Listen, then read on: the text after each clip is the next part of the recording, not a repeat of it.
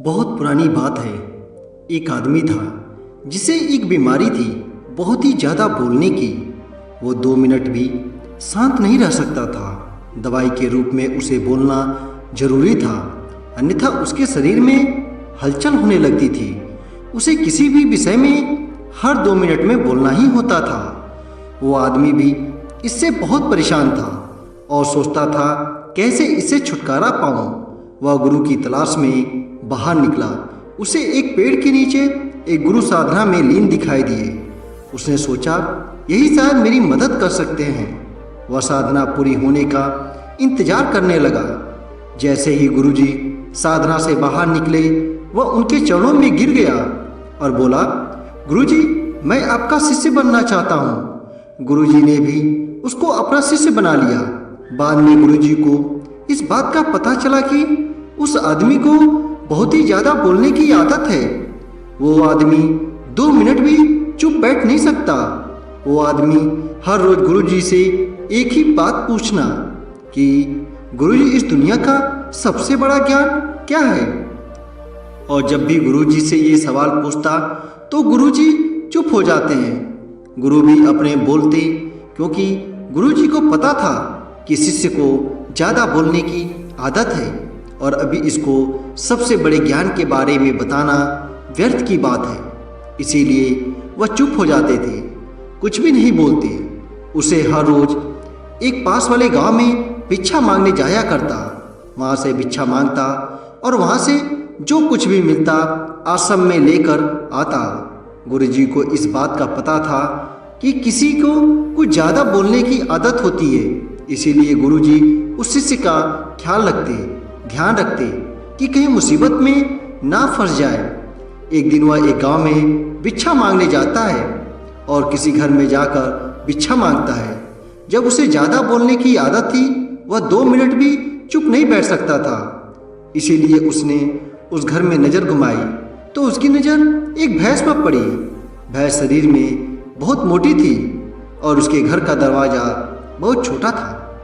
तभी उस शिष्य ने उस घर के मालिक से कहा, भाई साहब, आपकी भैंस तो बहुत मोटी है और आपके घर का दरवाज़ा बहुत छोटा है। यदि यह भैंस मर जाए तो इस दरवाजे से इस भैंस को बाहर कैसे निकालोगे?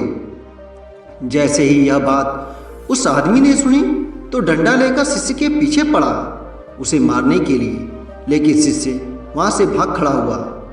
अब भला कोई आदमी अपने घर के नुकसान के बारे में कैसे सुनेगा, वह भी एक भिक्षुक के मुख से। शिष्य वहाँ से भागते हुए दूसरे घर में जाता है और वहाँ पे जाकर वह भिक्षा मांगता है और वहाँ भी उस घर में नज़र घुमाता है कि किस विषय के बारे में इस घर के मालिक से बात करूँ। तभी सामने बैठी एक औरत से वह कहता है, देवी, आपने हाथों में इतनी खूबसूरत चूड़ियाँ पहन रखी है। यदि आपके पतिदेव मर जाए तो इसका क्या करोगे? वह औरत भी शिष्य पर बहुत गुस्सा हुई और डंडा लेकर उसके पीछे दौड़ पड़ी। उस औरत ने कहा, एक भिक्षुक अपने मुख से ऐसे कैसे बोलता है? एक तो मैं आपको भिक्षा दे रही हूँ, ऊपर से आप मेरे पति को ही मार रहे हो। ऐसा कहकर उस औरत ने शिष्य को अपने घर से निकाल दिया। वह कई बार मार खा चुका था, लेकिन उसकी आदत छूट नहीं रही थी। अब शिष्य को उस गांव में कोई भी भिक्षा नहीं देता। इसी के चलते वो एक गांव से दूसरे गांव जा रहा था। जब जंगल में पहुंचा तो उसे एक मानव खोपड़ी दिखाई दी। उसने सोचा, भला यह किसकी मानव खोपड़ी पड़ी है? वह उस मानव खोपड़ी के पास जाता है और जाकर देखता है कि खोपड़ी तो बोल रही है। उस खोपड़ी ने कहा कि भाई, तुम कौन हो? तभी उसे थोड़ा सा डर और बाद में बोला, मैं तो एक भिक्षुक हूँ, भिक्षा मांगता हूँ, लेकिन तुम कौन हो और यहाँ क्या कर रहे हो? तभी उस खोपड़ी ने कहा, मैं एक शिकारी हूँ, ज़्यादा बोलने के कारण मैं यहाँ पहुँच गया। तभी शिष्य ने सोचा कि भला खोपड़ी कैसे बोल सकती है? यह तो सिर्फ एक हड्डियों का ढांचा है, यह कैसे बोल सकता है?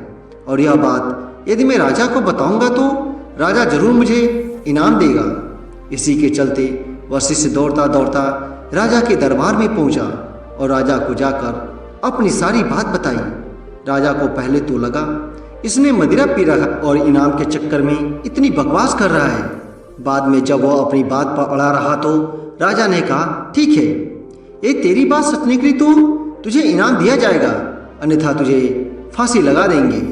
शिष्य ने कहा, महाराज मैं भला झूठ क्यों बोलूँगा, आप मेरे साथ चलकर जंगल में देख लीजिए, आपको खुद विश्वास हो जाएगा।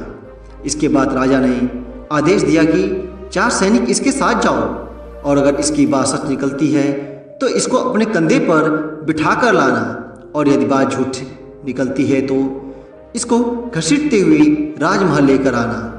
अब जैसे ही चारों सैनिक वहाँ पहुँचे तो वहाँ पर खोपड़ी पड़ी थी और उस खोपड़ी से वह शिष्य ने पूछा कि तुम यहाँ कैसे पहुँचे, तो खोपड़ी कुछ नहीं बोली। बार बार शिष्य ने उस खोपड़ी से पूछा लेकिन खोपड़ी ने कुछ नहीं बोला। बहुत देर होने के बाद सैनिक उस शिष्य को पकड़ लिया और घसीटते हुए राजमहल में लाए और राजा से आकर कहा कि महाराज जी यह तो झूठ बोल रहा है, खोपड़ी तो वहाँ पड़ी है, लेकिन खोपड़ी भला कैसे बोल सकती है, यह तो मूर्ख आदमी है, इसको तो कुछ पता ही नहीं है। तभी राजा ने आदेश दिया कि इस आदमी को फांसी पर लटका दो। इतना सुनते ही वह आदमी थर थर कांपने लगा और अपने गुरु को याद किया, गुरुदेव आज मुझे बचा लीजिए, नहीं तो आज मेरी मौत पक्की है। जैसे शिष्य ने अपने गुरु से अर्जी करता है, गुरु को आशा में बैठे बैठे आभास हो जाता है कि शिष्य मुसीबत में पड़ गया है और वो ज़्यादा बोलने के चक्कर में ही मुसीबत में पड़ा है। गुरु भी जल्दी जल्दी अपने शिष्य के पास आता है और आकर जैसे तैसे समझाकर उस शिष्य को वहाँ से छुड़ा देते हैं और शिष्य और गुरु दोनों ही आश्रम में वापस आ जाते हैं। तभी गुरु कहते हैं कि मैंने तुझे कितनी बार कहा था कि ज़्यादा मत बोलो, ज़्यादा बोलने के चक्कर में आदमी कभी कभी बुरा फंस जाता है।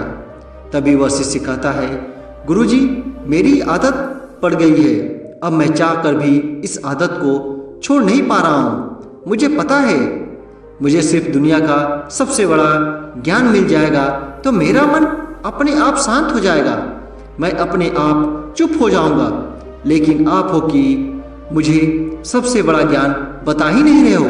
मैं आपको कितने दिनों से पूछ रहा। जैसे उस शिष्य ने सवाल किया, गुरुजी फिर से चुप हो गए, कुछ भी नहीं बोले। अब वह शिष्य गुस्से में वहाँ से चला जाता है और कहता है, गुरुजी मुझे बड़ा ज्ञान बताना ही नहीं चाहते हैं। इसके बाद वह शिष्य एक तरफ जाकर बैठ गया। रात का अंधेरा बढ़ गया था, शाम हो गई थी। प्रकृति में पाए जाने वाले हर चीज अपनी गहरी नींद में चले गए। तभी शिष्य आकाश में देखता है सारे तारे टिमटिमा रहे हैं और रात की एक शांत आवाज़ सुनाई दे रही है और अंधेरी रात में हमेशा सुनाई देती है। तभी शिष्य को धीरे धीरे एक आभास होता है, उसको एक अनजान आवाज़ सुनाई देती है। वो आवाज़ थी मौन की।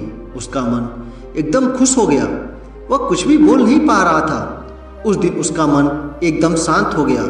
उसको एक अलग सा आभास होने लगा, उसको एक अलग सी शांति प्रतीत हुई और उसको लगा कि शायद दुनिया का सबसे बड़ा ज्ञान यही है। और गुरुजी हमेशा मुझे बताते आ रहे थे, जब भी मैं उससे पूछता वो शांत हो जाते, कुछ भी नहीं बोलते, और यही दुनिया का सबसे बड़ा ज्ञान है। ज़्यादा बोलने के चक्कर में कई बार मुसीबत में फंसा तो गुरुजी ने ही मुझे बचाया। और गुरुजी मुझे हर बार ज्ञान दे रहे थे, लेकिन मैं ही इस ज्ञान को समझ नहीं पाया। तभी वो शिष्य बैठकर पूरी तरह मौन का आनंद लेता रहा, शांति का आनंद लेता है। उसके बाद वह शिष्य वहाँ से उठकर अपने गुरु के पास जाकर बैठ जाता है, चुपचाप बिना कुछ बोले। तभी गुरु को पता चलता है कि शिष्य को मौन मिल गया है। तभी वह गुरुजी कहते हैं कि दुनिया का सबसे बड़ा ज्ञान मौन नहीं है, लेकिन मौन ही रास्ता है।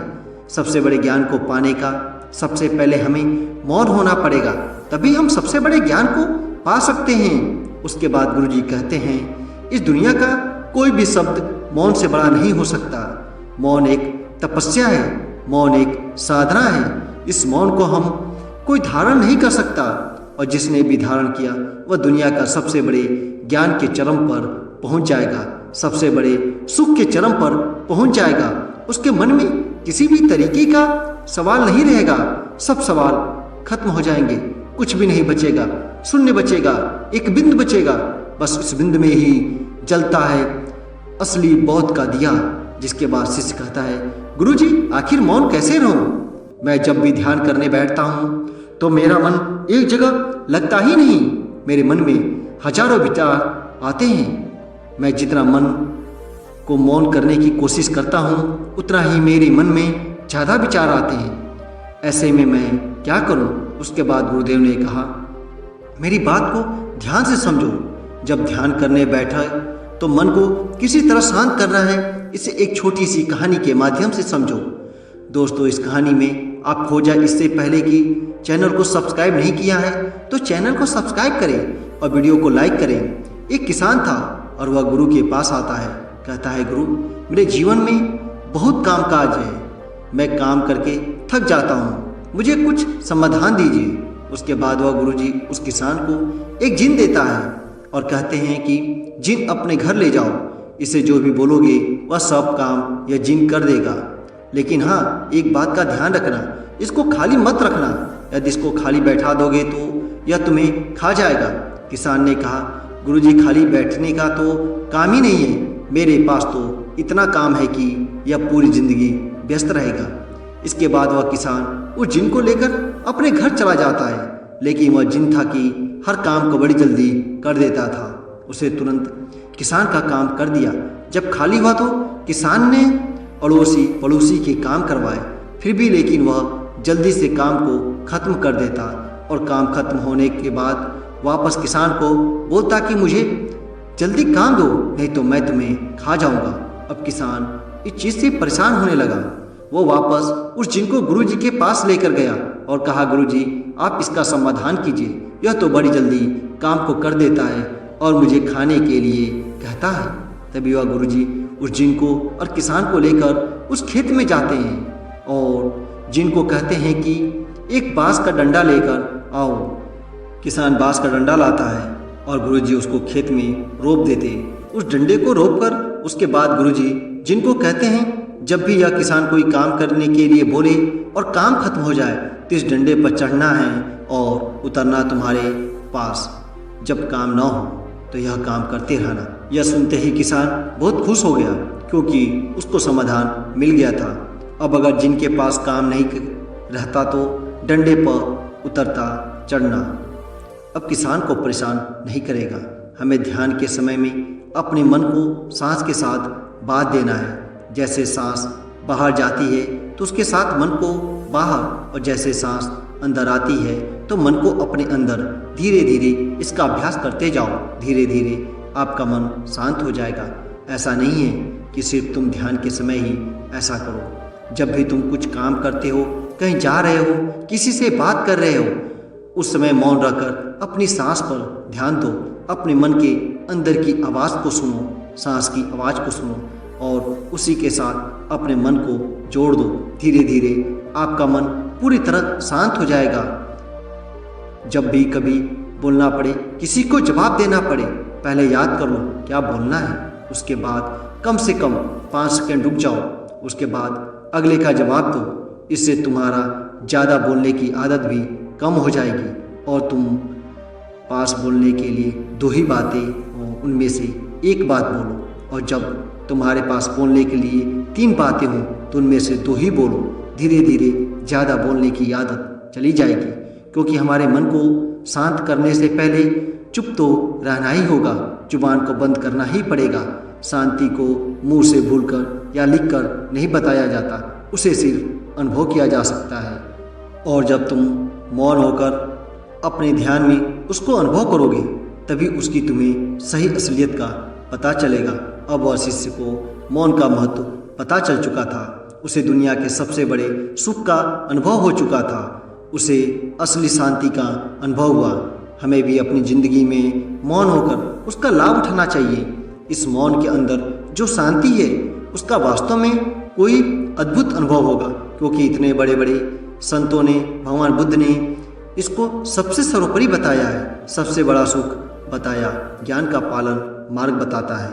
तो हमें भी अपने जीवन में मौन होकर अपने मन को शांत करके इसका अनुभव जरूर करना चाहिए। दोस्तों, इस वीडियो में बस इतना ही। मिलते हैं अगली कहानी में, तब तक अपना और अपने परिवार का ख्याल रखें। धन्यवाद।